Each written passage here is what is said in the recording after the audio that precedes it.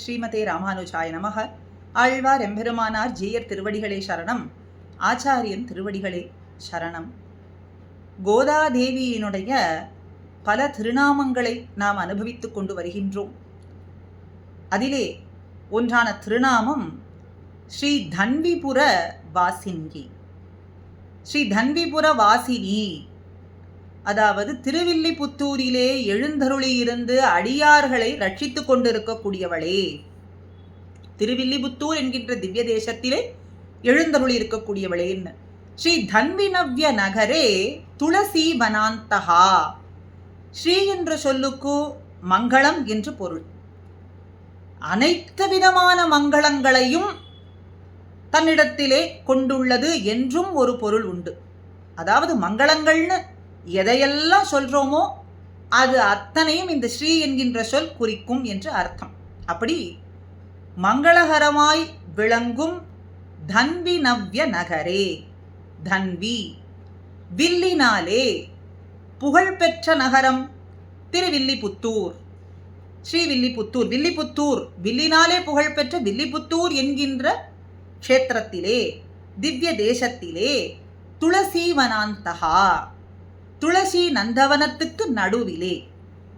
இந்த துளசி நந்தவனமானது பெரியாழ்வாராலே ஏற்படுத்தப்பட்டது. வடபத்திரசாயி எம்பெருமானுக்கு தினமும் புஷ்ப கைங்கரியம் செய்ய வேண்டி இந்த நந்தவனத்தை ஏற்படுத்தினார். அந்த துளசி நந்தவனத்துக்கு நடுவிலே தேவி ஸ்வயம் சமுதிதா, தானாகவே மகிழ்ச்சியோடு தோன்றினாள். ஸ்வயம் தானாகவே தோன்றினாள். இந்த பெரியாழ்வாராலே ஏற்படுத்தப்பட்ட நந்தவனத்திலே தோன்றியதனாலே பகவத் சம்பந்தமும் பகவத் கைங்கரிய சம்பந்தமும் உண்டான தேசத்திலே, இடத்திலே தேவி தானாக தோன்றினாள் என்ற பெருமையும் இவளுக்கு உண்டு. தேவி ஸ்வயம் சமுதிதா, தானாக தோன்றினவள். யாரை போலே? ஜனகாத்மஜே, ஜனகரினுடைய ஆத்மஜா, மகளான ஜானகி தேவியை போலே. ஜனக மகாராஜா யாகம் செய்ய வேண்டி பூமியை உழுத பொழுது அந்த பூமியிலே ஒரு பேழையிலே ஏற்கலப்பை நுனியிலே தோன்றினவள் ஜானகி. ஜனகனினுடைய மகள், அதனாலே ஜனக ஆத்மஜாங்கிறதுனாலே ஜானகின்னு திருநாமம். அப்படி ஜானகி தேவி போலே தானாகவே துளசி நந்தவனத்துக்கு மத்தியத்திலே இவளும் தோன்றினாள். ஆக ஜானகி தேவியோடு இந்த கோதாதேவிக்கு சாமியம் உண்டு என்றும் ஆச்சாரியர்கள் காட்டுகின்றார்கள். ஜானகி தேவி பூமியிலே அவதரித்தாள். கோதை பூமியின் அம்சமாகவே அவதரித்தாள் என்பதை பூமியம்சத்தோ புவன பாவனி பூஸ்மிருதே என்று அடுத்தது காட்டுகின்றார். பூமி அம்சத்தோ, பூமியினுடைய அம்சமாகவே தானாக தோன்றினவள் என்பதனாலே அயோ நிஜத்துவம் உடையவள், கர்ப்பவாசமே இல்லாமல் தானாகவே தோன்றினவள். பக்தி மார்க்கத்தை காட்டுவதற்காக தானாக தோன்றினவள். புவன பாவனி, இந்த பூமி லோகம் முழுவதையும் பரிசுத்தப்படுத்தக்கூடியவள். எப்படி? தன்னுடைய ஸ்ரீசுக்திகளாலே. பூஸ்மிருதே, பூமியிலே அத்தனை வளங்கள் இருக்கே, அதுபோலே தன்னிடத்திலே அத்தனை வளங்களையும் கொண்டுள்ளவள், வளங்களை நல்கக்கூடியவள். கோதே துவதீய சரணம் சரணம் பிரபத்தியே. இப்படி அயோ நிஜத்துவமும் பகவத் கைங்கரிய சம்பந்தமும் பகவத் சம்பந்தமும் உண்டான பிரதேசத்திலே தானாக தோன்றினவளே, மகிழ்ச்சியோடு தோன்றினவளே, வளங்களை நல்குவதற்காகவே தோன்றினவளான கோதாதேவி, உம்முடைய திருவடிகளிலே சரணம் அடைகின்றேன் என்று இந்த ஸ்லோகத்துக்கு அர்த்தமாக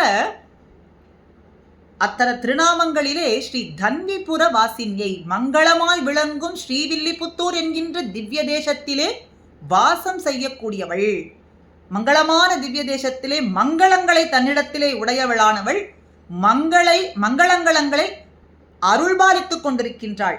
அத்தனை அடியார்களுக்கும் மங்களங்களையே அருள்பாலித்துக் கொண்டிருக்கின்றாள்.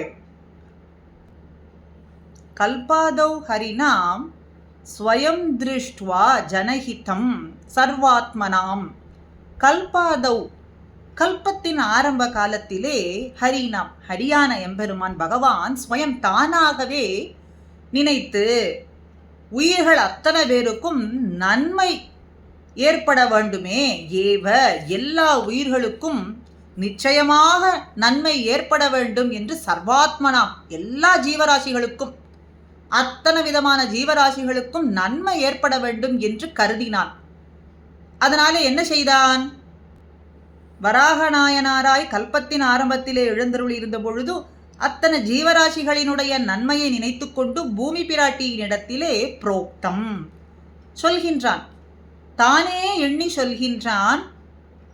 கீர்த்தனம் பிரபதனம் ஸ்வஸ்மை பிரசூன அர்ப்பணம், இதுதான் எளிய உபாயம் தேவி. என்ன அடையறத்துக்கு எளிய உபாயம் என்னது? கீர்த்தனம், வாயினாலே பாடுவது, நாம சங்கீர்த்தனம். பிரபதனம், மனத்தாலே நினைக்கிறது. பிரசூன அர்ப்பணம், மலர்களை தூவி தூவி அர்ச்சிப்பது. ஸ்வஸ்மை பிரசூன அர்ப்பணம், எனக்கே பகவானுக்கே ஸ்வஸ்மை பிரசூன அர்ப்பணம். ஆக தூய மலர்களை தூவி வாயினால் பாடி மனசினால் சிந்திக்கிறது. இந்த மூன்று தான் எளிமையான உபாயம் என்னை வந்து அடைவதற்கு என்று எம்பெருமான் கல்பாதோ ஹரிநாம், கல்பத்தின் ஆரம்பத்திலேயே ஹரியான எம்பெருமான் கூறினார்.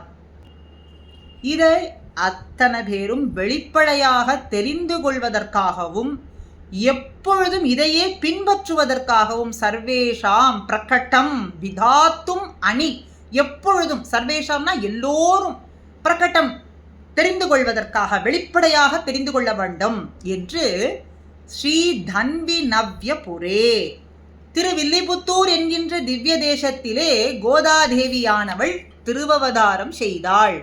செய்து இதை அத்தனையும் தான் செய்து காட்டி இந்த எளிய மார்க்கத்தை நாமும் பின்பற்றும்படிக்கு செய்தாள். ஸ்ரீ தன்விநவ்யபுரே ஜாதாம், திருவில்லிபுத்தூரிலே பிறந்த விஷ்ணு சித்த மகளாய், வேத மார்க்கத்தையே வைதிகம் விஷ்ணு சித்த தனையா, வைதிக வேத மார்க்கத்தை பின்பற்றக்கூடியவரான விஷ்ணு சித்தரினுடைய மகளாய் திருவவதாரம் பண்ணின கோதை, கோதா உதாராம் சுதகா, உயர்ந்த குணமுடைய உம்மை நாங்கள் துதிக்கின்றோம்.